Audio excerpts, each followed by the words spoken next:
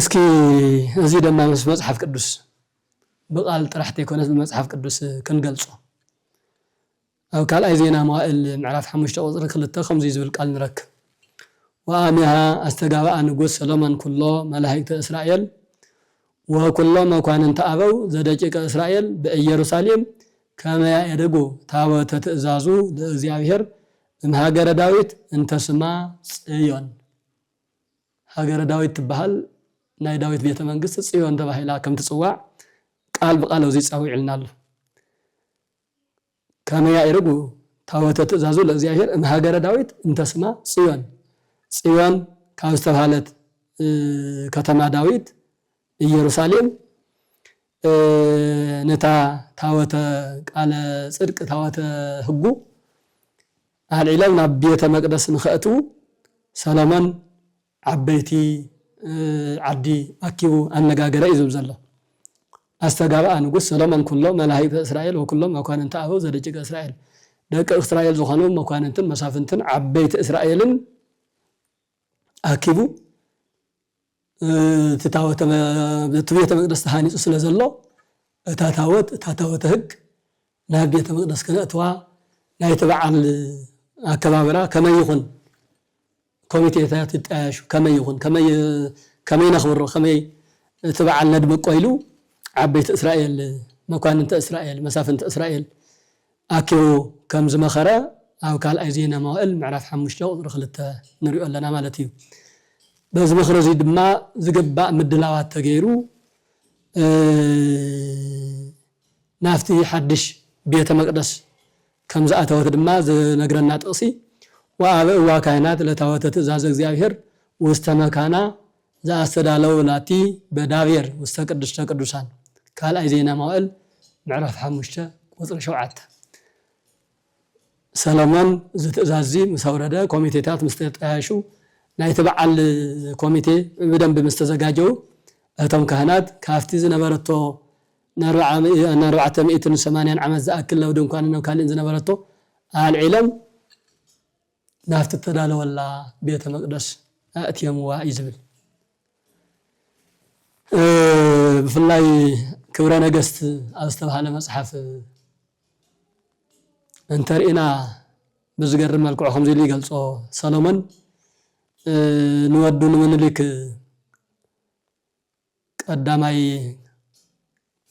قداماوي من لك نبلو يعدنا نقص مالتي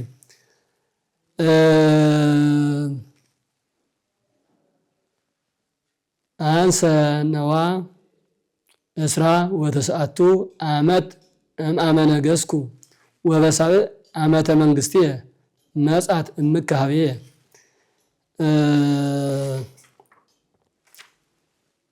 يقرتا زي دي تاتاوت صيان سلمان نود انتاي بلو زلو انا 19 عامت مسنغسكو ادخا نغستا ازيم نغستا سبان ولا مالتيو اغازايت مسيا وبساب عامت منغستي مسات لومي 19 عامت نغيسلهو ادخا ግን ቀድሚ 19 ዓመት ማለት 7 ዓመት ምስ ነገስኩ እያመጽያ እና ምስ ታወተ ጽዮን ናብ ቤተ መቅደስ መስአተው ተደኻ መጽያ ስርዓተ ጽዮን ተማሂራ ብዙሕ ነገር ሪአን ተገንዚባን ተደንቃ ተገሪማን እያ ኸይዳ ነራ ስለዚ ንስኻውን ናባይ ናብ ቦኻ መጽኻ ታወተ ጽዮን ምርአይካ ታወተ ጽዮን መገልጋልካ ኣብ ቀድሚ ታወተ ጽዮን ቃል አቦኻ መስማዕኻ ዓብይ ነገር ይሉ ከም ዘመስገኖ ዝገልጽ ነገር ኣሎ ምክንያቱ ሰሎሞን ከምዚ ዝብል ዘሎ ታወተ ጽዮን መስኡት ነብር መሲሉ ወላ ንግዚኡ ግን ብጥባብ እግዚአብሔር ቀዳማው ምንልክ ታወተ ጽዮን ሒዝዋ ናብ ዓድና ከም ዝተመለሰ ክርኢና ኣብ ዝቕጽል ክስታይና በዋናነት እትራውዓይ ምክንያት ሕዳር ጽዮን ንኽብረሉ ካብ ዳስ ናብ ቤተ መቅደስ ዘአተወትሉ በመን በጠቢቡ ሰሎሞን ቢላ ማለት እዩ እስካብ ዳዊት ኣብ ድንኳን ኣብ ዳስ ኣብ ዝተፈላለዩ ቦታታት ተቀመጥ ነራ ግለሰባት ተቀመጥ ነራ ካብ ግለሰባት بداويت زمن ناب بيت منقست ناب كتما صيون مسيا بسلمان زمن دمو بيت مقدس تسريح الله ناب بيت مقدس أتوت له وقت ساعات بمذكر حدار صيون مسيون تحجنا بدمقت نخبروا مالتي ما بلحم شاي حدار صيون بدمقت نخبروا له مخنيات ما بلحم شاي كاب يروساليم نام مدر أقسم زاتوت له ورحن علات سلازخن كان مدر أقسم كان مدر يروساليم نام مدر أقسم يريد أن تواصلناكم موسى صلاة تاوت صيان تقبلوا مسؤون 4 مزاكل مس إياسون 4 مزاكل مس لك كانت في ناس عندك دكون سنستميت عام زاكل كم مس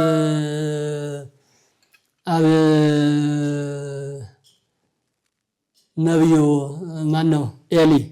لك كانت 4 مزاكل مس سامويل 10 عامات مس قل سبات ونش مس أبي دارا مالتيو شو عتور حزاكل إلى فلاويان وين شو عتور حزاكل بتشات دماميرم 510 عام زاكل مدر إسرائيل صنيحة كابيد እግዚአብሔር ሙሴ استقبلاتها وتصيان أنت تفتروا أنت تركوتا مدر إيروساليم 500 شمنتن بقطر درجة 500 شمنتن عامت يا أنيحة دحر هي 500 شمنتن عامت مالت 4520 عامت ألف 4520 عامت ألف كأدم جميرنا تنقصر مالتي بقدم لدة كريستوس بزبلة قصادر هذا ب980 عامت ألف قدم لدة كريستوس كان مدر يروساليم نام مدر أقسم زاتوت له جزية إيو حدار صيان بدمقت نخبره زي مالت قدماوي نغوس أقسم من لكيو تناي مجمريا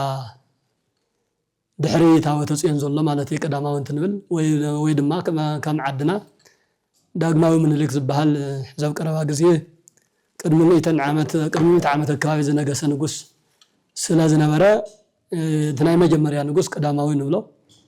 تخال اي ياو داغماوي نبلو سالساي تليو سالساو نبلو ما قدماوي من لك تግራዋይ أمدر أجازي أمدر أقسم كام نجست سوا كام نجست أقسم استولد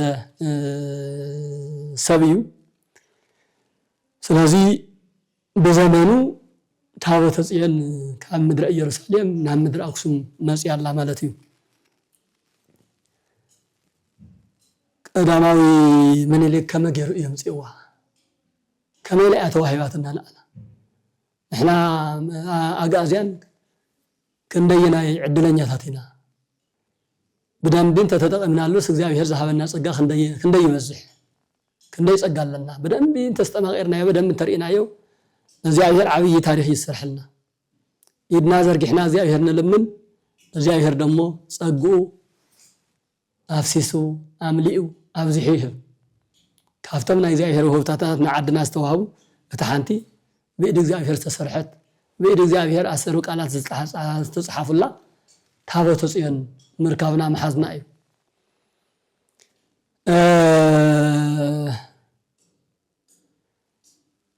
እዚ ድማ ያው ከም ተዝፍለጥ ሊቀ ነጋድያን ታምሪን ዝበሃል ናይ ንግስተ ሰባ ናይ ንግስተ አዜብ ወይ ንግስተ አክሱም ዝነበረት ብድንግልና ነጊሳ تنبر زنبرت ناتا ناي حدا ناي كفل ناي حدا سلاح كفل حلافي وين ناي جنزب ناي نقد كبابي سرح عبي نقادي ناب يروساليم كيدو ናይ ንጉስ ሰሎሞን ጥበብ ሪኡን ተመልኪቱን መጽዩ ንንግስተ አክሱም ነጊሩ እቲ ተነገራ ነገር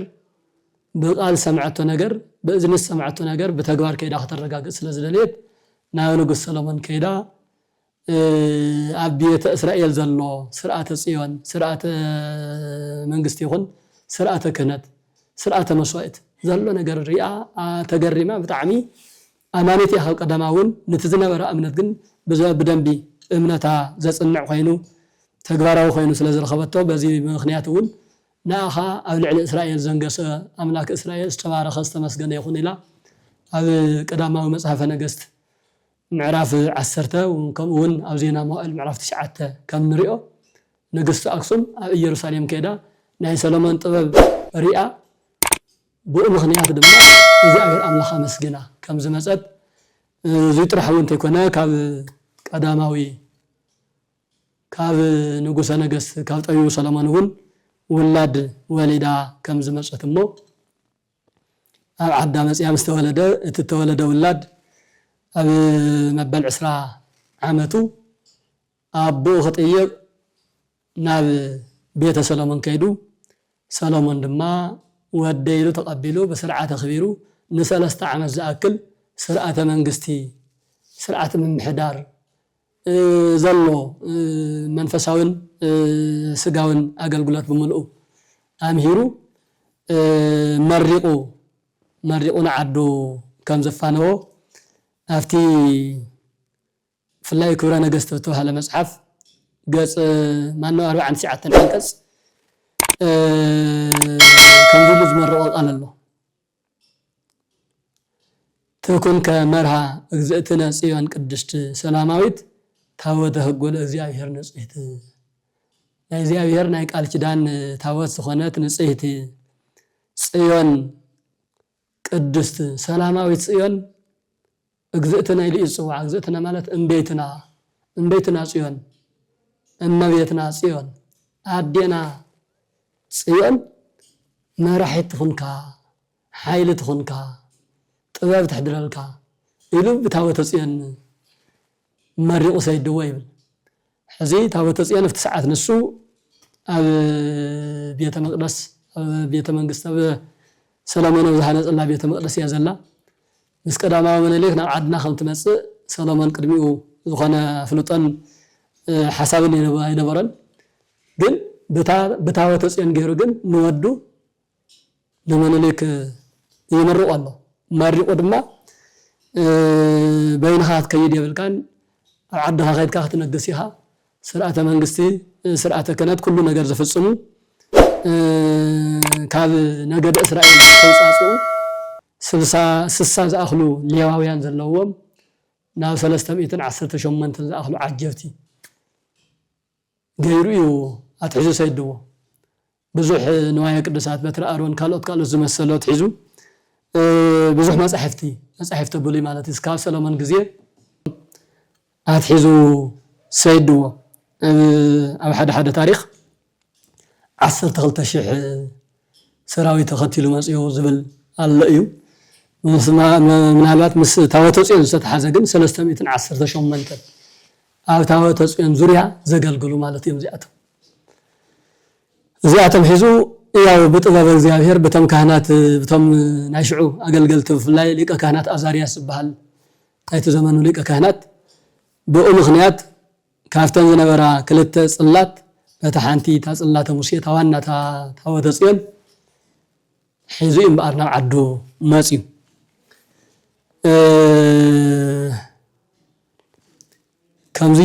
ከምዚ ዝተጻሕፈ ታሪክ ኣሎ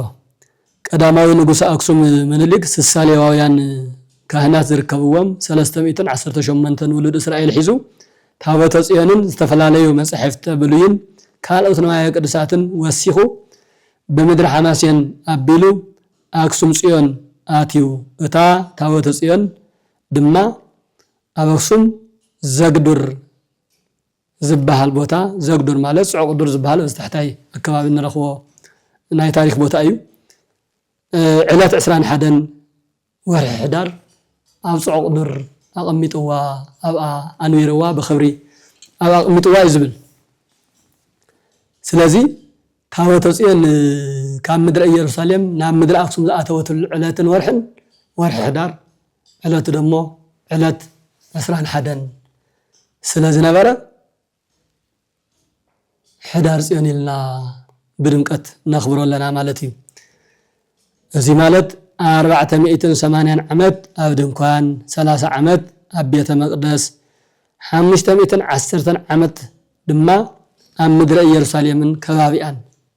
ዝጸንሐት ታቦተ ጽዮን ኣብ 980 ዓመተ ምህረት ናብ ዓድና ናብ ምድረ አክሱም ዝኣተወትሉ ዕለት ስለ ዝኾነ እዚ ዕለት እዚ ብዝተፈለየ መልክዕ ብዝተፈለየ ድምቀት ኢና ነኽብሮን እንዝምረሉን ከም ዳዊት እስካብ ንሰክር ብማህሌት ብቅዳሴ ብብዙሕ አገልግሎት ረሃፅና እስካብ ንውድእ ኢና ነገልግለሎን ነኽብሮን ማለት እዩ። ንምንታይ ኣቦታትና እነ ሙሴም እነ ዳዊትም እነ ሰሎሞንም ቀዳማዊ ምኒልክም ጨምር እናኽበርዎ ዝመፁ ታሪኻዊ ክብረ በዓል ስለ ዝኾነ ማለት እዩ። እስካብ ሕዚ 5 ምኽንያታት ርኢና ኣለና። መበል ሻድሻይ ሕዳር ጽዮን ኣብ ሕዳር ወርሒ ጽዮን ኢልና ነኽብረሉ ምኽንያት መበል ሻድሻይ ዓብይ ምኽንያትና ድማ ኣማናዊት ጽዮን ድንግል ማርያም ካብ ደብረ ቁስቋም ናብ ምድረ አክሱም ዝኣተወትሉ ዕለት እውን ስለ ዝነበረ እዩ። ኣማናዊት ጽዮን ንብላ ናይማን መጸጊዒትናን ፀወናን ድንግል ማርያም ብዘመን ንጉስ ነገስት ንጉስ ባዚን ኣብ 50 ዓመተ ምህረት ወይ ድማ ንጉስ ባዚን ምስ ነገሰ ኣብ መበል 13 ዓመት ንግስንኡ ቅድሚ ልደተ ክርስቶስ 8 ዓመት ነጊሰሎ ባዚን ክርስቶስ እንትውለድ መበል 8 ዓመቱ የኽብር ነይሩ ንጉስ ባዚን بدحري 5 ተወሲኽናሉ 13 ዓመት ንግስንኡ ማለት እዩ። ዓመት ንግስንኡ ሕዳር 21 ንምኽባር ኣብ ዘዘጋጀወሉ ሰዓት ድንግል ማርያም ካብ ምድረ ኢየሩሳሌም ናብ ምድረ ግብፂ ናብ ደብረ ቁስቋም ተሰዲዳ ካብ ደብረ ቁስቋም ናብ በምድረ ሐማስ የነቢላ እንገዳም ደብረ ቢዘንን እንገዳም ደብረ ዳሞን እናባረኸትን ታሪክ ናስርሐትን ምስወዳ ምስ ሰሎሜ ምስ ዮሴፍ ናብ ምድረ አክሱም ዕለት 21 ከም ዝኣተወት ዓበይቲ ናይ ድርሳናት ታሪክን መረዳእታን ኣለና ማለት እዩ። ስለዚ እቲ ሓደ ምኽንያትና ኣማናዊት ድንግል ማርያም ቀደም ገና ወዳ ሓዚላ ኣብ ስደት ኣብ ዝነበረትሉ ግዜ አክሱም ዝኣተወትሉ አክሱም ኣትያ ዝረገፀትሉን ዝባረኸትሉን ዕለትን ሰዓትን ወርሕን ስለ ዝነበረ ማለት እዩ። እንደም ሓደ ጸሓፊ ታሪክ እንታይ ይብል ክልተ ፀወናት ኣብ ምድረ አክሱም ኣብ ዝተረኸባሉ ሰዓት ዝነበረ ዕልልታ ዝነበረ ተሓጓስ ዝነበረ ተመስጦ ሕዚ ምንጋር ይከኣልን ይብል። ክልተ ፀወናት ኢሉ ይጠቕስ። ክልተ ፀወናት ተቐዳማዊት ጽዮን ታቦተ ጽዮን ጽላተ ሙሴ እያ። እታ ኣማናዊት ጽዮን ድማ ድንግል ማርያም እየን። ክልቲአን ኣብ ምድረ አክሱም ዝተረኸበሉ ዕለት ነይሩ ዝዕለት እዚ ማለት እዩ። ከመይ ታሪኹ ብውስን መልክዑ መርኣይ ንኽእል ኢና።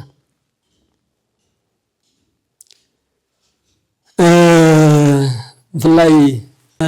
ኡራኤል ዝተባሃለ ካብቶም ድርሳናትና ሓደ እንተርኢና ዝገርም ታሪክ የልዕል بالشارشاي زلنا مخنياتاوي أكبابرا بعد حدار صيون كلتا صيوانات ويم كلتا صوانات حدا أم مدر أكسوم زتراخبالو علتي لعلسي كلتا صوانات مالت صيون مالت صوانيو لناكم نيرنا صوان مالت مسقعيو تقدمويت صيون كاو زابير نموسي استوهابت ጽላተ ሙሴ ታቦተ ጽዮን እያ። እታ ኣማናዊት ጽዮን ድማ ድንግል ማርያም እያ። እዘን ክልተ ፀወናት ኣብዚ ወርሒ ሕዳር ዕለት 21 ሕዳር ኣብ ምድሪ ኣክሱም ዝተረኸባሉ ዕለት ስለ ዝኾነ ነዚ ምኽንያት ጌርና ብድምቀት ንኽብሮ ማለት እዩ ነዚ ደሞ ኣብ ዝተፈላለዩ ብፍላይ ኣብ ክብረ ነገስት ዝተባሃለ መጽሓፍ ብሰፊሑ ጽሒፍ ኣሎ ኣነ ግን ኣብ ድርሳነ ኡራኤል ተቐሚጡ ዘሎ ታሪኽ ምስቲ ሕዚ ንገብሮ ህልው ኩነታት ኣተሓይዙ ዝረድአና ስለ ዝኾነ ንሱ ብንባብ መልክዕ ከስምዐኩም ሃገረ እግዚአብሔር ቅዱስ ትግራይ ኣብ ዝብል መጽሓፍ ከም ታሪኽ ተጻሒፍ ኣሎ ካብኡ ዝተወሰደ ካብኡ ተተርጎመ ከነበልኩም እየ ከምዚ ይብል እምዝንቱ ወእምዝ ኣስተጋብአነ ይቅርታ ድርሳነ ኡራኤል ማለት ብሊቀ መላእክት ቅዱስ ኡራኤል ስም ዝተደረሰ ናይ ዓድና ሊቃውንቲ ዝደረስዎ ድርሰት እዩ እቲ ድርሰት ካብ መጽሓፍ ቅዱስም ካብ ታሪክ መጽሓፍትም ብፍላይ ደሞ ካብ ክብረ ነገስት ዝተባሃለ መጽሓፍ ዝመጸ እዩ ስለዚ ምስ ናይ ምድሪ ኣጋዚ ስርዓተ ኣስተምህሮ ስርዓተ ትምህርቲ ዝተተሓዘ ዓብይ ትንታኔ ዘለዎ ነገር እዩና ከምዚ ይብል ወእምዝ ተንሳኤነ እምዝንቱ ወአልጸቅነ ብሔረ አክሱም ሃበ ማህደራ ለጽላተ ሙሴ ታቦተ አምላከ እስራኤል ካብዚ ተላዒልና ታቦተ አምላከ እስራኤል ዝኾነት ጽላተ ሙሴ ናብ ትነብረሉ ሃገረ እግዚአብሔር ሃገረ አክሱም በጽሕና ወበኢነ ውስተ መርጡላ እንበለ ይነጽሩነ ካህናተ ደብተራ ዘህገ ኦሪት ደቂቀ ሌዋውያን እለመጹ ምስሌሃ በትእዛዘ ሰሎሞን ንጉስ ምስለ ወልዱ ትካት በመዋዕሊሁ እዚ ማለት ደሞ ናብ ትግርኛ እንትቕየር በትእዛዝ ንጉስ ሰሎሞን ምስ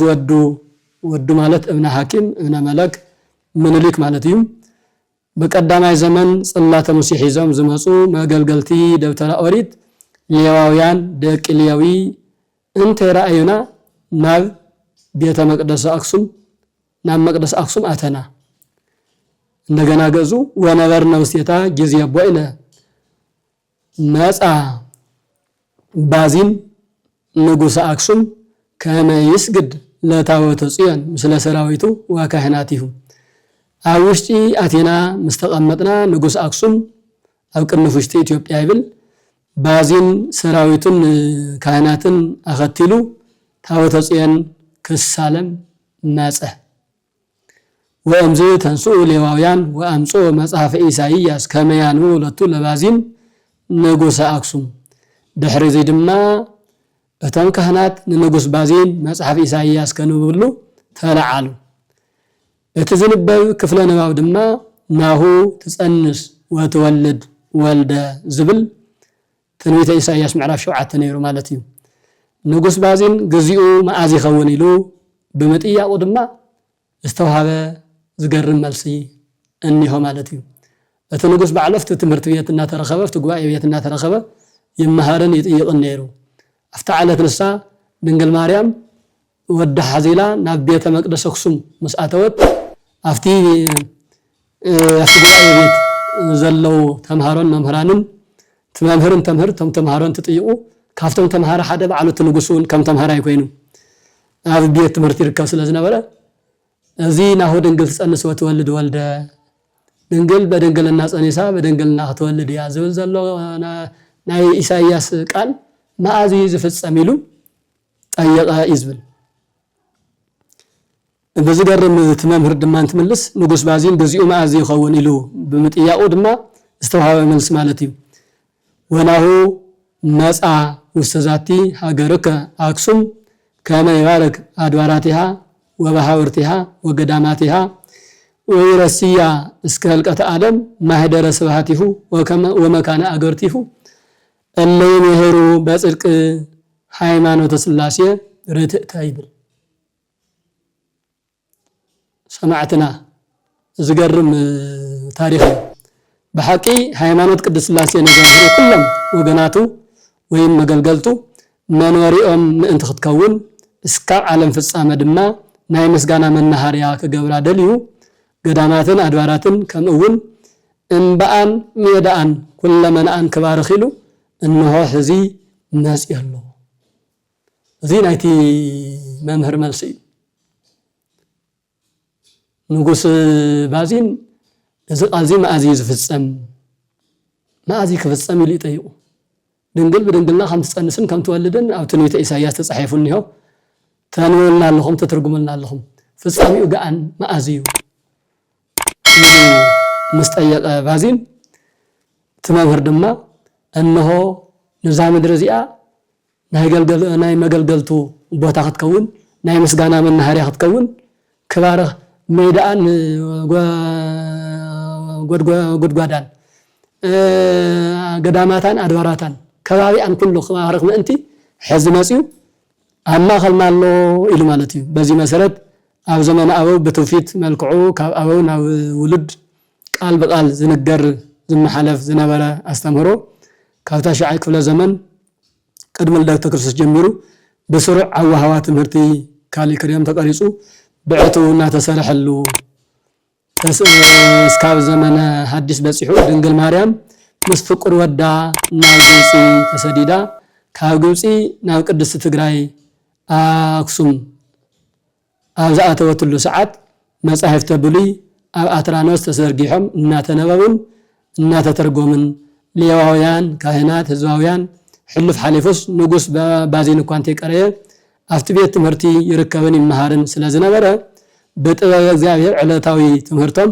ትንቢተ ኢሳይያስ ምዕራፍ 7 ስለዝነበረ ስለዚ እቲ ንጉስ ምስጢር ይጥይቅን ይምርምርን እውን ስለዝኾነ እዚ ትንቢት እዚ መዓዝ ይፈጸም ኢሉ مسحتته يتمامر دما እግዚአብሔር ገሊጽሉ عدنان حزونان قدستي أكسوم كبارخ حزي مسانا يركب كل ملسل سلقالو نا እግዚአብሔር ስም استبارخ استقدسن يكون مو مبار عبد الرسان أورائيل أو كبر نجستنا وكلتي أم صحفتي سلازي علزي سلا أكسوم صيون سلتا وتصيون مسارات غيرو تصحيفون مرخبو ازيو اتنغوس نابيه تمهرتي اتيلو ادي مريمون ود حيزا كم تعنتو زلناكم ناب اقسم اتيالا في علتاوي تمهرتي علتاوي استمهرو دما تنويت اساياس معرف شو عتنير الله ازي طيا يزيت لاعيلو بتمامر دمو بمنفس قدس زمهر من ناي بلوچ دان ممهر سلازنبره بمنفس أبي أقسم كم زلوا سلسة جلس قالوا أتتم الله بسيحس توليدس أتو استولده عن بعلو أما أخلنا أقسم بيت مقدس حزي ركبيلو كم زي تناجرة بدم بي كم زي حفزي مرد نخلينا مالتيو سلازي إذن كلت صوانات كلت صيانات قداماويت تاوت صيان بعد ما رجعنا قداماويت نقول لنا أماناويت سأقعنان إمبالان دنقل مريم كلتين أم مدرس يونا مدر أقسم تراخيبانينا نقول لنا وزعل زي مالت تابوتوسيان جنا قدمي 980 عمت ماسيا وخصوم تقميت الله هذا زمان حديث كريستوس مستولد أما بلحم شيء عمت دما دنقل مريم ود حيزا مدر أقسم أتي الله كانت تسيونات أم مدر أقسم أبذر كبالو ساعات زنبرة حاسيت زنبرة دستا زنبرة مستير زقرميو إلام كدان ولد استبحالو لك هذا مصحفهم صحيفهم الله مالتينا ስለዚህ እዚህ ምክንያት ገርና አይና ታወተ ጽየንም ዘላትሉ ድንግል ማርያም ሆና አስተረኸበትሉ በአካለ ስጋ ድንግል ማርያም አብክሱም ዝነበረትሉ ወቅትን ሰዓትን ዝወርሕ እዚ ዝሕዳ ሰዓት እዚ ስለ ዝነበረ ማለት እዩ እዚ ካልእ ምክንያትና እዩ መበል ሻውዓይ ምክንያትና ድማ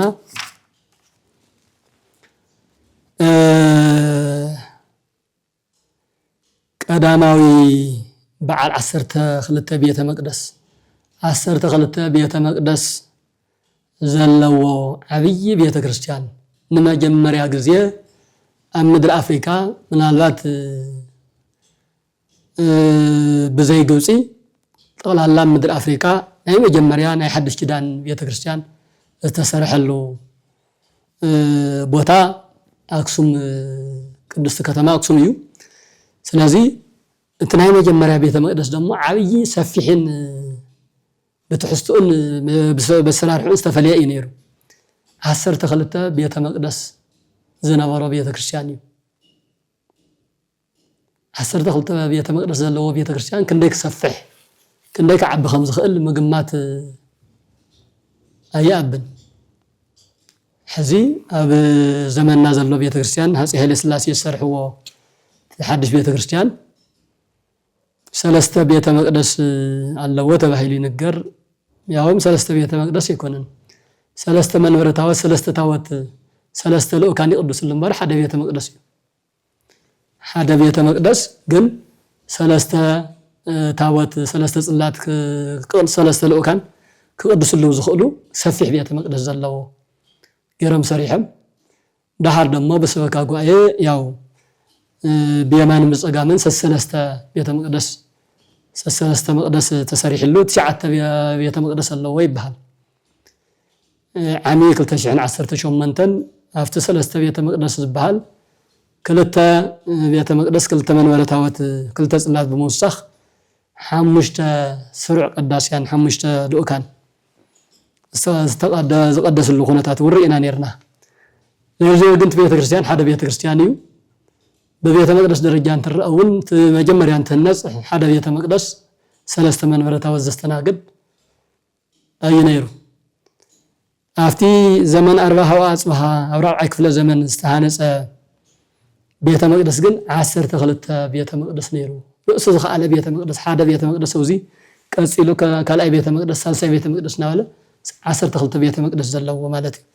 بسلسته 49 عامه مهرب حدار 21 يتمرق بيت مقدس زي ازي مالت بسلحه ترينايو حدا شحم 329 عامت زاكل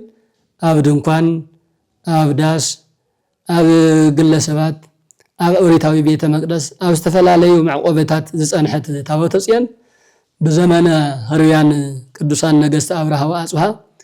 ማለት በ336 ዓመተ ምህረት ተፈልሙ እምነ ኹርናዕ ተቀሚጡ 13 ዓመታት ዝአክል ዝወሰደ ዓብይ ቤተ መቅደስ እዩ ኣብ 349 ዓመተ ምህረት ተፈጺሙ ሕዳር 21 بصو ሊቀ ጳጳስ ከሳቴ ብርሃን አቡነ ሰላማ ቅዳሴ ቤቱ ተኸቢሩ ማለት እዩ ስለዚህ ሕዳር ጽዮን እንخبረሉ ከቶም ምስታወተ ጽዮን ተተሓዙ ሸውዓተ ዝኾኑ ምኽንያታት 6 ምኽንያታት ከም ዘለው ኮይኖም እዚ ደሞ አማናዊ ቤተ መቅደስ ማለት ናይ ሐዲስ ኪዳን ቤተ መቅደስ حدنا اسكاب رابع كفله زمن ولا حدش كدان تقبلنا كريستوس كم استولد اميننا تتمهرتن تخالن سمعنا تردينا نحلنا ግን ስሩዕ ናይ ሐዲስ ኪዳን አገልግሎት ናይ ሐዲስ ኪዳን ቤተ መቅደስ ናይ ሐዲስ ኪዳን ታወት አይነበርና እስከ ሰዓት ንሱ በስተፈላለ መልክዕ መልእክቱ በጽሕና ኣብ 34 ዓመተ ምህረት ወይ ድማ መጀመሪያ አቀዳማይ ክፍለ ዘመን ትምህርት ሐዲስ ስርዓተ ክርስትና በስርዓት ደረጃ በቃል ደረጃ በጽሕና አሚንና استقبلنا አይና ፍላይ ንጉስ ባዚን አፍጥዕለተ ልደትውን ምስቶም ሰብአ ሰገል ንብሎም ሰለስተ ነገስታት ሓደ ኮይኑ ተረኺቡ ስለዝነበረ ክርስቶስ ምውላዱ ሐዲስ ኪዳን ዓመተ ምህረት ኢልና አሚንና ጸንሕና አይና ይኹን ደአመር ዘገባ ስርዓተ ቁርባን ዘገባ ስርዓተ ጥምቀት አይተፈጸመን ነይሩ ስርዓተ ቁርባን ስርዓተ ጥምቀት ክፍጸም ተኾይኑ የግዲ ካህን ክህልወለው በዘይ ክህነት ቁርባን የለን በዘይ ክህነት ጥምቀት የለን ጥምቀት ዝፍጸም በክህነት እዩ ቁርባን ስርዓተ ቁርባን ዝፍጸም በክህነት እዩ እስካብ ራብዓይ ክፍለ ዘመን ደሞ ካህንም ሐዋርያም አይተላአኸልና ስለዚህ በቃል ደረጃ በእምነት ደረጃ አሚኖም ጸንሐም አላህ ተስታፍት ጊዜ 330 ዓመተ ምህረት ከሳቴ ብርሃን ሰላማ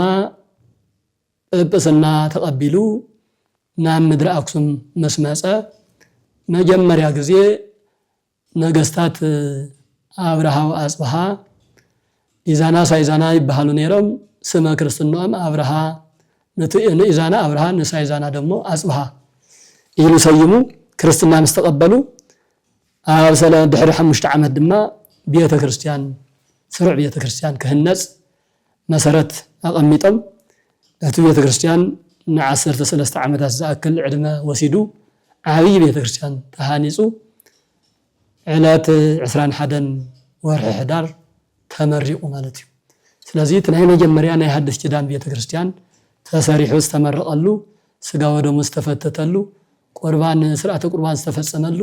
ስርዓተ ሜሮን ዝተቀበሉ እዚ መሰረት ጌርና ሕዳር ጽዮን በድምቀት ነኽብር ማለት እዩ። እዚ እውን ዓብይ ምኽንያትና እዩ። ሓደ ሰባት ንሕና ኣብ ቀዳማይ ክፍለ ዘመን ኢና ክርስትና ተቀቢልና ይብሉ ከም ታሪክ እውን ይንገር እዩ። ክርስትናት ብእምነት ደረጃ ትክክል ተቀቢልና ኢና ግን ድማ ከምቲ ዝበልናዮ ስርዓተ ቁርባንን ስርዓተ ጥምቀትን ብዘይ ክህነት ክኸውን ይኽእል። ክህነት ዘይብሉ ቁርባንን ጥምቀትን ክንፍ ዘይብሉ ንስሪ ክንፍ ዘይብሉ አሞራ ማለት እዩ። አሞራ በባህሪው በጸባዩ በራሪኡ ሰማያት ዝንሳፈፍ እዩ ብክንፍ ዝበርር እዩ። ተመብራሪ ክንፍ ተዘይሃልዩ ግን መልክዑ አሞራ እዩ። ከበር ስለዚህ ካለ ግን ትርጉም ዘለዎ አሞራ ትርጉም ዘለዎ ንስሪ ክኸውን ይኽእል። ጥምቀትን ቁርባንን እውን በዘይ ክህነት ክፈጸመ ይኽእል። ስለዚ እስካፍተ ዘመን ንሱ ዘሎ በእምነት ደረጃ ዳንበር በስሩዕ ዝተኸናወነ ስርዓተ ቁርባንን ስርዓተ ጥምቀትን አይነበረናን ማለት እዩ። እነዚህ እውን እዩ ሰላማ ናይ መጀመርያ ጳጳስና ናይ መጀመርያ ብርሃንና ናይ መጀመርያ ኩለመናና ኢላን ስይሞ መንበረ ሰላማ ኢልና ከም ትግራይ ኦርቶዶክስ ተዋህዶ ቤተክርስቲያን እውን መንበረ ሰላማ ኢልና ንጽውዓሉ ናይ መጀመርያ ሐዋርያ ስለ ዝኾነ እዩ። ናይ መጀመርያ መንበር ዝመስረተ ናይ መጀመርያ ሊቀ ጳጳስ ናይ መጀመርያ ስርዓተ ቁርባን ስርዓተ ጥምቀት ዝፈጸመ ማለት እዩ። ባዕሉ አቡነ ሰላማ የተባለ ፍሬ መናጦስ ብዝብል ስያሜ እናተሰየመ እናሃለወ ኣብ ገድለ ተክለ ሃይማኖት ተጻሒፉ ከም ንረኽቦ አንተሙ ሰብአ ኢትዮጵያ ሰብአ ጋዚያን ሃይማኖት ግዝረት ወሃይማኖት በክሙ ጥምቀትሰ ወቀሪ ወቁርባን አልበክሙ እምነት አለኩም ግዝረት አለኩም አመንቲ ኢኹም ግን ቁርባንን ጥምቀትን የብልኩምን ይልዎ እቲ ክርስትና በዘይ ቁርባንን በዘይ ጥምቀትን ምሉእ አይኮነን። እምነት በይኑ ተግባር ዘይብሉ እምነት በይኑ ስለዚህ ይሰርሕ ማለት እዩ። ድሕሪኡ በዚ መሰረት ገይሮም እዮም አብርሃና አጽሃን እውን ባር ንሳይ አሁን ነገር ተፈለጠሞ ካህን ይላአኸልና ነዚ እምነትና እዚ ሙሉእ ክገብር ዝኽእል ክህነት እንድሕር ኮይኑ ክህነት ዝህብ አካል የምጸልና ኢሎም ከይዱ ፈቃደ እግዚአብሔር ባዕሉ ተሸይሙ መጽኡ ማለት እዩ። ስለዚህ ናይ መጀመርያ ሐዋርያና ናይ መጀመርያ መንበርናን አበናን ኢልና ንጽውዓሉን ካብዚ ዝተለዓለ እዩ። ቅድሚ እንዲሁ ንምንታይ መንበረ ማቴዎስ ዘይባል ንምንታይ መንበረ ፊልጶስ ዘይባል ንምንታይ ገለ ዘይባል ዝብሉ ብዙሓት ንድሓር ክመልሱና ዝደልዩ ንሰምዕ ንርእን ኢና። ግን እቲ እምነት ባዕሉ እቲ ጥምቀት ባዕሉ ብክህነት ስለዝኾነ ክህነት ተረኸበ ደሞ ኣብዚ ዘመን እዚ እዩ ኣብ 330 ዓመተ ምህረት ስለዝኾነ እዩ። ስለዚ እታ ናይ መጀመርያ ናይ ሓድሽ ኪዳን ቤተ ክርስቲያን ተሰሪሓ ስርዓተ ምረቃ ስርዓተ ቅዳሴ ቤት ዝተኸበረሉ ሕዳር 21 ስለ ዝነበረ በብዓመቱ ንዝክሮን ነኽብሮን ማለት እዩ። እዚ ሻውዓይ ምኽንያትና እዩ። መበል ሻምናይን መወዳእታን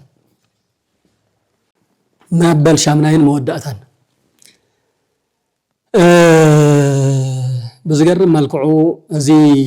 አርባሃ ወአጽብሃ ዝሃነጽዎ 12 ቤተ መቅደስ ዘለዎ በጭቃ ብዕንፀይቲ በገለንተ ይኮነስ በወርቅን ብዕንቁን ዝተሃነጸ نمرأيو بتعمي مدنقن مجرمن زنبرة علامات بملأن نأخرئة زهاتسان خندي زهن طوالن زنبرة بيت مقدس نقناق يكال ما انطري تطال كم زبحال أمارنيا لسان كفو صلائي مكأني أنت هالي فل نجر بسلام من ماري كألن صلائي تلعلو باب جزيو وديمي إزبية مقدس دي فلاي بيوديت جديد ملو تناي أربعان أصبحان قدوسان نجست الزهانة وبيت مقدس نايم جمريا تاوت استقامت قلو تاوت أن زناجسات له بيت مقدس بيت مقدس نصب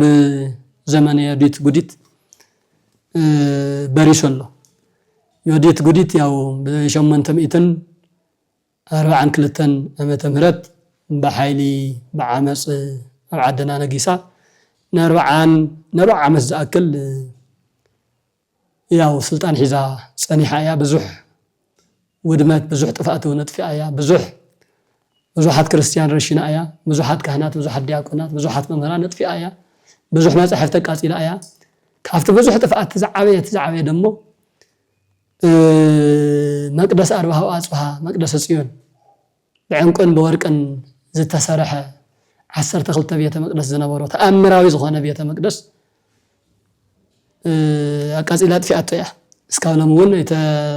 ايتهانصن اسكاو لمون ايتصغنن ያው ንቱሪስት መርአያ ኮይኑ ተፈረስ ራሱ ዳር በሃጽሃ ተባሂሉ አማኸን ዳጽዮን ማለት አፍቶ ናይ ሐድሽ ቤተ ክርስቲያን ሃጺ ኃይለ ሥላሴ ሰርሕወን አፍቶ ጥንታዊ ቤተ ክርስቲያን ሃጺ ፋሲል ሰርሕወን አማኸሉ ዘሎ ማለት እዩ ወጽኹም ንትሪኡ ሰባት እና እቲ ዓብይ ነገር እዚ ዓብይ ቤተ መቅደስ ዛዕነዋትሉ ግዜ ከም ዝነበረ ዝፍለጥ እዩ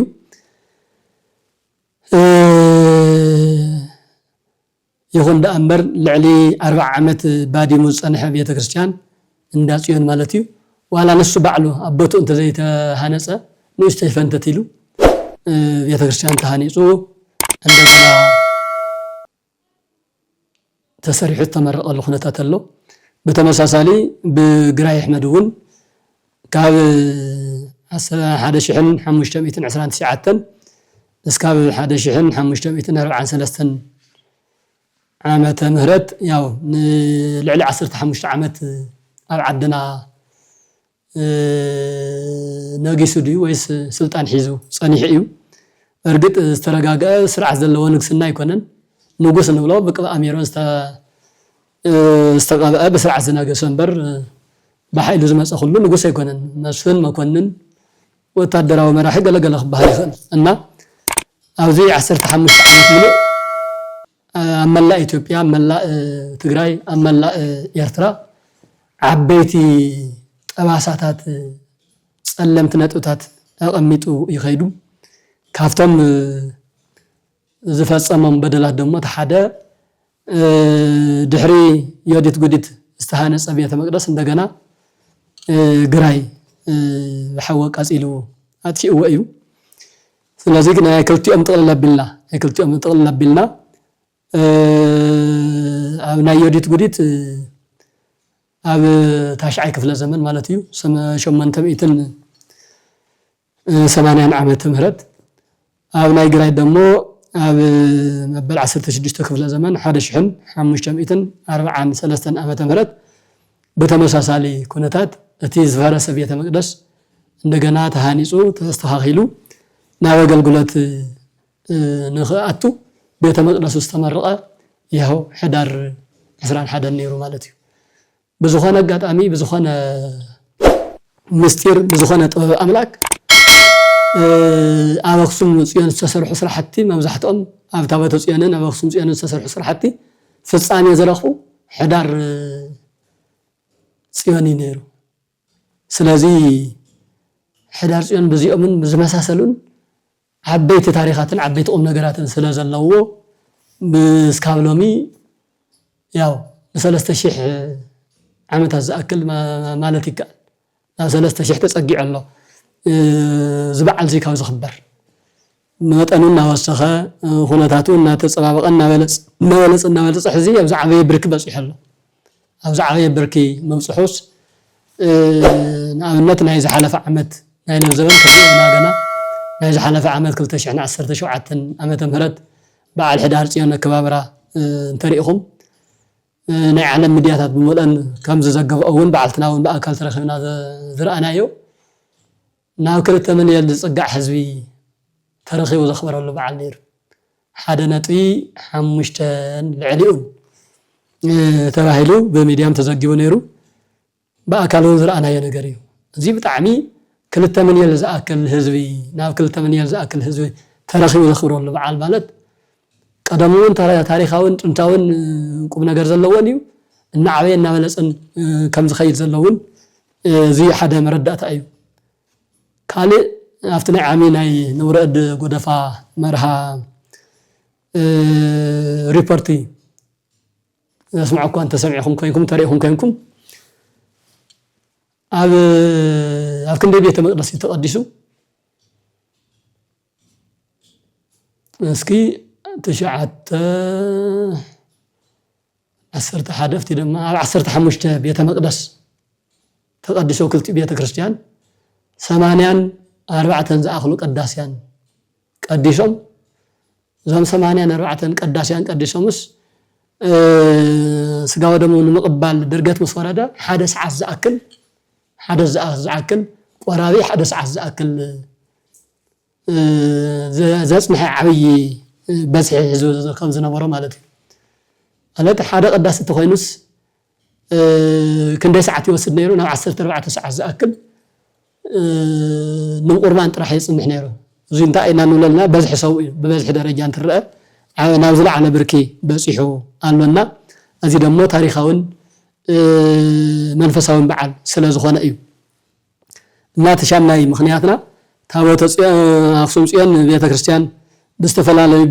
ቢዮዲት ይኹን ብዮዲት ጉዲት ኢሉውን ብግራይ ኣሕመድ ከምኡውን ዝተፈላለዩ ሰዓታት ከምኡታት ምዕናውን ምቅፃል ቤተ ክርስቲያን ይጋጥም ነይሩ እቲ ዝተዓነ ወዲህ ዝተቃፀለ ቤተ ክርስቲያን መሊሱ ተሃኒፁ ግን ክብረ በዓሉን ስርዓተ ቅዳሴ ቤቱ ዝኽበር ግን ሕዳር 21 ነይሩ ስለዚ ሕዳር ጽዮንን ሕዳርን ዝተፈላለዩ መስተጋብር ኣለዎን ማለት እዩ ኣይዘወይ ሕዳር ኢልና ጽዮን ኣክሱም ኢልና ጽዮን ክልቲኡ ነገር እንትንጠቅስ ዝገርም ጣዕመ ልሳን እውን ኣለዎ ንኣንደበትካ ንኣእምሮኻ ባዕሉስ ዝኾነ ሰሓቢ ኮንጃክሽን ዝኾነ መተሓሓዝ ነገር እውን እንሄዎ بورحة درجة إخا مسكرم وحدارم ورح كله ورحي 30 معلتين 30 معلت تدمرني أنا حدا ورح زبها له قندما مستي منفساوي كبروا على الانترنت حازو دمو حدار الكاسيون أو خصوص ينزل لطرح سوتي كنا سودي سوا خينون حدار سيوني يصوع حدار ورحي مسيون استفناه كونتاكت اللي هو مالتي كانوا أخصم الكا أخصم طرح أخوله يكونن أخصم صيون تبليو أفكار مال طعم زلوا سلازي حدارن صيونن أخصمن صيونن مفل لاي أي كألن مالتي بزخنا مثالي كنمثلو انتخيلنا سب نمال نفس سجان ناي نفسن ناي سجان وهدت سب نفسن سجان توحيدهم سب زبل تكال نري نفسي كاب سجان تتفليا سب يكونن نفسي يا سجا يو كالي سمي زوهاو وزي ون مزي ولا قوت مثالي زي حصص مثالي ملؤ مثالي انت زي كونه حدار النا صيون تنسخلو بتعامي تفلي بقرة الله أخصم النا صيون وانتنسخلون بتمساسلنا حدار صيونن أخصم صيونن فلاي أنا نكريستوساويان نكريستيان مدر أغازي تاريخنا هيوتنا قوم نغرنا ينا زو نغرزي أبي حدار صيون نخبرلو زو مغنياتات زيوم غيرنا انا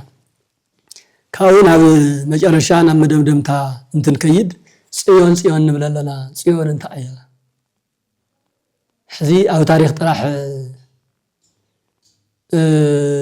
تأثيرنا خين ترف نوض مصحفتي نترخم تاريخات نفلطم قم نجارات مفلاطو طرح متراخو طرح من نجارو طرح مزمارو طرح خلا يكونن انت ايطقمو ناب وساني ناب هيوتنا خنمصو كنكللنا لذي صيون مأتوينا بزح نجار لنا نيرنا صيون تنبل تاوت صيون صلاة موسى نمصواع صلاة موسى نمبل تاوت صيون نبلنا صيون زبل قال انتمص بيت كريستيان ياترئنا صيون زبل سم انتمص دنجل مريم ياترئنا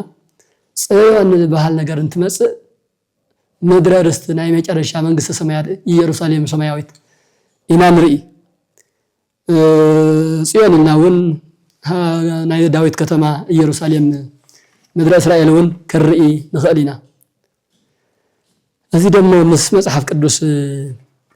ጽዮን ኢልካ ቤተ ክርስቲያን ከመይሉ ኸውን ይኽእል ጽዮን ኢልካ መንግስተ ሰማያት ከመይሉ ይኸውን ጽዮን ተባሂላ ድንግል ማርያም ከመይላ ጽዮን ክትከውን ትኽእል መጽሐፍ ቅዱሳዊ መረዳእታ አለኩም ደሆነ ዝብል ንሽይ ስኡልና በጥቅስ ደረጃ መብራህሪሂ ብዙሕ እንተሃብና በጥቅስ ደረጃ መራይ ንኽእሊና ሓደ ኢየሩሳሌም ምድረ እስራኤል ኢየሩሳሌም ትበሃል በኻልእ ባህላ ሃገረ ዳዊት ሃገረ ጽዮን ተባሂላ ከም ትጽዋዕ ኣብ ብዙሕ መርአይ ንኽእሊና ዘጠያየቁውን ኣይኮነን ዘነጋገሩውን ኣይኮነን እንተንእስ ግን ስለ ድንግል ማርያም ጽዮንስ ድንግል ማርያም ይዝውክል ዝብል ግን ኣብ መዝሙረ ዳዊት እስመ ሐረያ እግዚአብሔር ለጽዮን ወአብደራ ከመ ትኩን ማህደሮ እግዚአብሔር ንጽዮን ማህደሪ ክትከውን መሪጽዋ ዝብል ሓደ ድንግል ማርያም ሓደውን ቤተ ክርስቲያን ይዘመልከት ምክንያቱ እግዚአብሔር ወልድ እግዚአብሔር ቃል እግዚአብሔር ወልድ ንአና ንምድሓን ናብዚ ዓለም እዚ እንትመጽእ ኣብ ድንግል ማርያም ሓዲሩ ካብ ድንግል ማርያም ካብ ስጋ ስጋ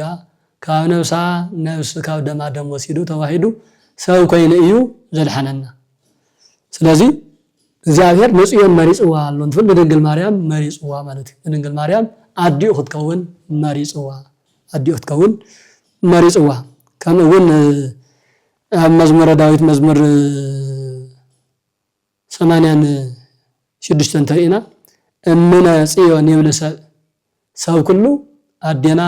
ጽዮን ያ ይብል ዛ አዴና ጽዮን ዝተባህለት ድንግል ማርያም እያ በመስጢሪና ክንረድኦ ዝግበአና ስፈልና በንባብ ጥራሕ አይኮነን ምክንያቱ ቅዱስ ዳዊት አቀዲሙ ሰው ብሮቀር የዘጽላሎት ይችስነልና ወንዓንቶ ከም ተቀስናዮ አቀዲሙ በትንቢት መነጽር ይሪአ ነይሩ ሰብ ኩሉ እነና ጽዮንና በላ ጽውዓክ ኢሉውን ትንቢት ተናጊሩላ ዛጽዮን ዚአ ሰብን ካለ ማነው ቦታዶ ካለ ከም ዘይኮነቱን መመሳኸሪ ቃሉ እምነ ጽዮን ይብል ሰብ ኢሉ ወብእሲ ተወልደ በውስቴታ ሰብ ካብ አተወሊዱ ሰብ ኮይኑ ዝተወለደ ክርስቶስ ካብ ድንግል ማርያም እዩ ስለዚ ክርስቶስ ወሊዳ ዝሃበትና ድንግል ማርያም ኩላትና ሰባት ንበሃል ማለት ኣብ እምነት ዘለና ደቂ እግዚአብሔር ዝኾንና ኩላትና አዱና ኢልና ከምንጽውዓ ኣብዚ መዝሙረ ዳዊት ብደንቢ ተጻሒፉ እንሆ ማለት እዩ ኣብ ትንቢተ ኢሳይያስ ምዕራፍ 59 ቁጽሪ 10 ተሪእናውን ተመሳሳሊ ቃል ንረክብ ወይወፅእ እምጽዮን መድህን ወይአትት ኃጢአተ ለሚያይቆም መድህን ካብ ጽዮን ይወፅእ መድህን ዝተባሃለ ጎይታ እግዚአብሔር ዓለም ዘድሓነ መድኃኔ ዓለም ኢልና ንጽውዖ መድኃኔ ዓለም ኢልና ንጽውዖ ክርስቶስ አምላኽና ካብ ይወፅእ ኢሎ ካብ ጽዮን ማለት ካብታ ታቦተ ጽዮን ወፅእ ኢሎ ማለት አይኮነን ወይ ደሞ ካብ ዝኾነት ወስታይ ማለት አይኮነን ታ ጽዮን ድንግል ማርያም እያ ካብ ድንግል ማርያም መድህን ይወፅእ ወይአትት ኃጢአተ እሚያይቆም ካብ ያዕቆብ ወገንውን ኃጢአት ያወግድ ቅዱስ ያሬድ ኮከብ ይሰርቅ ኮከብ ያዕቆብ ወይአትት ኃጢአተ እስራኤል ኢሉና ይበላም ቃል ኣብ ኦሪት ዘኍልቍ ዘሎ ጠቅስ ተናጊርዎ ኣሎ ኢሳይያስ ግን ወይወፅእ እምጽዮን መድህን ወይአትት ኃጢአተ أن يعقوب كبل أب معرف 59 قصري 10 أقمط لنا الله مالتي سلازي زيهم زوم نجار زياتهم صيون دنجل مريم تباهيلا كم تجلس صيون تنول دنجل مريم مخانا بزي كنردا نخل مالتي عندنا ጽዮን ማለት ጽዮን ትንብል ቤተክርስቲያን ያው እንልና ነርና በነገራችን ላይ ልዕል ጉዳይና ያው ቤተክርስቲያንን ድንግል ማርያምን ዘፈላለያ ይኮናል ናይ ሓደ ሳንቲም ክልተ ገጽታ ማለት እዩ ስለ ቤተክርስቲያን ተዘመረ ለድንግል ማርያም ዝማሬ ሆይን ይቀርብ እዩ ስለ ድንግል ማርያም ዝተነገረ ለቤተክርስቲያን ምስጢር ኮይን ይቀርብ እዩ ድንግል ማርያም በዘይ ቤተክርስቲያን በዘይ ድንግል ማርያም ተነጻጽለው ዘነገራሉ ኹነታት ብዙሕ ይኮነን በሃበልዋ ተሳለምዋ ዘባለው ቅዱስ ያሬድ ንቤተክርስቲያንም ንድንግል ማርያም ንኽልቲኡ ይትርጎም ማለት እዩ ምክንያቱ ቤተክርስቲያን ከድና ሰላም ለኪ ቤተክርስቲያን በሃጭ ቤተክርስቲያንና ሰግድና ንስዕሞ ነቲ ህንጻ ቤተ መቅደስን ጭምር ካውለቲ ሕብረት ቤተክርስቲያን ወን እዩ በአብይ ደሞ ለድንግል ማርያም ወን ያገልግል ማለት እዩ መዝሙረ ዳዊት መዝሙር 50 እንተሪና አሰኒያ እግዚኦ በስምረትከ ለጽዮን ወይታ ነጻ አረፋት ያለ ኢየሩሳሌም ወጎይታ ነጽዮን በፍቃድካ ህነጻ አጸብቃ ወቅፍት ግበራ ይብል ዳዊት እዚ ንቤተክርስቲያን ዝተነገረ ቃል እዩ በኻሊ መልክዑን ቤተክርስቲያንና ድንግል ማርያም ስለዚህ ንገድፍ ድንግል ማርያም ወን ክንገር ይኽእል እዩ ለከይደሉ ዝዮ ስብሐት በጽዮን በተመሳሳለ ቤተክርስቲያን እዩ ወአብየላ ለጽዮን ህዝቢ አንቲ ኢሳይያስ 51 16 ማለት ነታ ቤተክርስቲያን ንብሎት ህንጻ ጥራሕቲ ይኮነስ ሕብረት ቤተክርስቲያን ሕብረት አማንያን እንዲ ቤተክርስቲያን ንብሎ ነታ እስራኤል ዘነብስ እንታይ ልዋሎ በኢሳይያስ ሓዲሩ ወአብየላ ለጽዮን ህዝቢ አንቲ ንስኺ ህዝቢ ኢኺ ንስኺ ወገኔ ኢኺ ልዋሎ ንመን ንቤተክርስቲያን በትንቢት መነጽር ዝተነገረ ማለት እዩ ስለዚህ ንቤተክርስቲያንም ድንግል ማርያምም በዚህ መልክዑ የገልግል ጽዮን ንብሎ ማለት እዩ በኻሊ መልክዑ ጽዮን ኢልና ንጽዋዓ መጸግዒት ጸወን ዕረፍቲ እንባና መከይትና ንላ ደሞ ኢየሩሳሌም ሰማያዊት ያ በሃበልዋ በሃንበላ ሰላም ለኪን በላ እንትንልስ እንታ ንዘላለም ማዕረፍ እንትና ዝኾነት መንግስተ ሰማያት ሰው ዝኾና ንምሕፀናው ዝኮና ተስፋ ንገብራ መንግስተ ሰማያት ንምርካብና ዝኹሉ ጻዕርን ትምህርትን ኩሉ ንገብሮ ማለት ኢና ነዚ መልክቱ እንታይ ይብል ቅዱስ ጳውሎስ ኣብ ዕብራውያን መልእክቱ ምዕራፍ 12 ቁጥር 22 አንትሙሰ በጻሕክሙ ሀበ ጽዮን ሀገረ እግዚአብሔር ሕያው እንተ በሰማያት ንስኻትኩምማ ይብሎም ቅዱስ ጳውሎስ ንዞም ደቁ ተማሂርኩም ኢኹም አሚንኩም ኢኹም ናብ እግዚአብሔር ቀሪብኩም ኢኹም እንዲያም አበይ በጽሕኩም ኣለኹም በጻሕክሙ ሀበ ጽዮን ሀገረ እግዚአብሔር ሕያው ናይ ሕያው እግዚአብሔር ዓዲ ዝኾነት ጽዮን ናብ አበጽሕኩም ኣለኹም እንተ በሰማያት ይዝሉ መንግስተ ሰማያት ምዃና ሰማያዊት ኢየሩሳሌም ምዃና እንተ በሰማያት ኣብ ሰማይ ዘላ መንበሪኹም ሃገር ዓዲ ሕያው እግዚአብሔር ናብ አበጽሕኩም ኣለኹም ማለት ከጸድቁ ተዘጋጅኩም ኣለኹም ክርስቲያን ኮይንኩም ኢኹም ዓድኹም ኢየሩሳሌም ትጽበየኩም ኣላ ጽዮን ሰማያዊት ጽዮን መንግስተ ሰማያት ትጽበየኩም ኣላ ኢሉ ይገልጸሎም ማለት እዩ በተመሳሳሊ ኣብ ገላትያ መልእክቱን ንደቁ ከምዚ ኢሉ ጽሒፍሎም ኣሎ ቅዱስ ጳውሎስ ኢየሩሳሌምሰ እንተላኢሉ አግአዚት ይእቲ ወእምነ ይእቲ እታ ኢየሩሳሌም ንብላ ጽዮን ኢየሩሳሌም ሰማያዊት እንዲያ ጽዮን ተባሂላ ዘላ ዕብራውያን ናብ ገላትያ መስመፀ ደሞ እታ ላዕላይ ጽዮን ኢሉ ተጣሳ ኢየሩሳሌም ኢሉ በኻሊ እስማ ጠይስዋሎ ማለት እዩ ታ ኢየሩሳሌም ትብላ ንብላ መንግስተ ሰማያት ያ ማለት እዩ ስለዚህ ኢየሩሳሌም እንተላኢሉ አጋዚት ኢየሩሳሌም ንብላ ዓድኹም ኢየሩሳሌም ነፃ ዓዲያ ማንም ዘይገዛ ማንም ካሕድገኩም ዘይኽእል በእግዚአብሔር ነፃ ዘወፀት በነፃ ትነብሩላ ያ ይእቲ አጋዚት ይእቲ ወይ እትእምነ ንሳ ደሞ ዴና ያ ሐቁፍና ያ ንሕቀፈላ እንነብረላ ዓድና እያ ዓድና ስለ ዝኾነት ዓድኻ እነይልካ ትፅውዓ ስለ ዝኾነ ዓድኹም እያ ንኹም እያና ንሳ ናይ ነፃነት ዓዲ እያ ኢሉ እውን ተቐይስዋ ኣሎ ማለት እዩ በተመሳሳሊ ኣብ ትንቢተ ኢሳይያስ ምዕራፍ 31 ቁፅሪ 9 እውን ተሪእና ብፁዕ ዘቦ ዘርኢ በጽዮን ወዘቦ ኣብያት በኢየሩሳሌም ይብል እዚ ማለት ኣብ ጽዮን ዘርኢ ሃረግ ዘለዎ ኣብ ኢየሩሳሌም ገዛ ዝሰርሐ ንሱ ብፁዕ ንኡድ ክቡር እዩ ሰማያዊ ዓዲ ሰማያዊ ጽዮን ኣብ ሰማይ መጸግዕ ዘለዎ ኣብ ሰማይ معرفي زسرح السوسي نؤد كبر بصئيو إلى مسكين ولا زي ننقص سماع الزمن كت قاليو مالتيو هذا إسحاق 35 وقصر 10 ترينا كم زي زبل قال نركب ويأتو واستسيون بتفسيت وحسيت زل العالم انزا واسترسم الله كبر في الصحة وحسيت وهي وتيركو اسمه طفا همام وتكاز وحزن انت ጽዮን ትባሃል ሰማያዊት ኢየሩሳሌም ወያቱ ጽዮን ናብ ጽዮን ያቱ በተፍሲት ወሐሴት በፍጹም ሐጎስ በፍጹም ደስታ ማለት እዩ ዘለዓለም እቲ ደስታ ተሐጎስውን ዘለዓለማው ግዚያዊ ሐጎስ ይኮነስ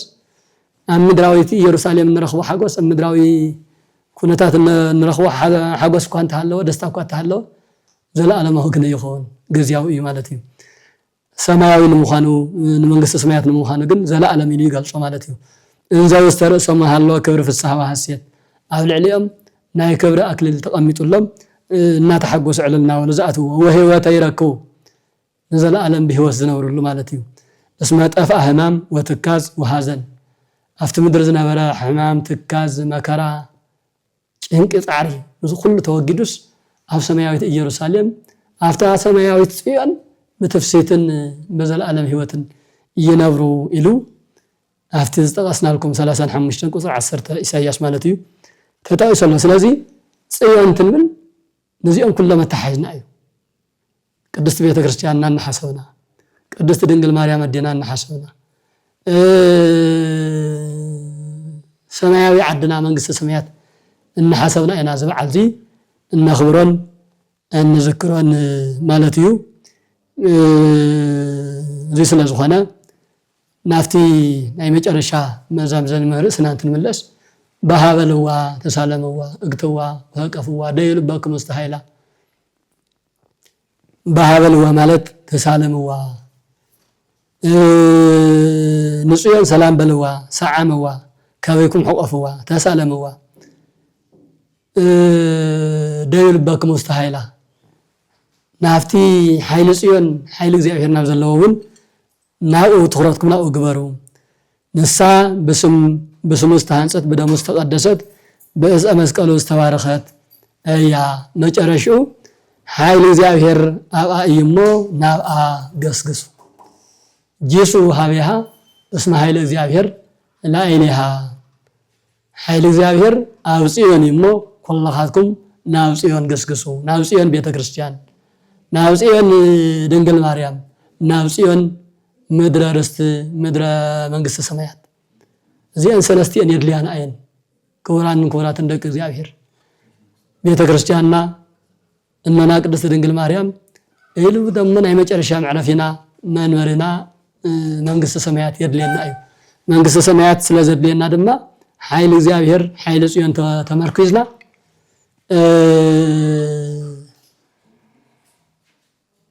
حيل ጽዮንን حيل እግዚአብሔር ተመርኩዝና كنخب بعلنا خنخبر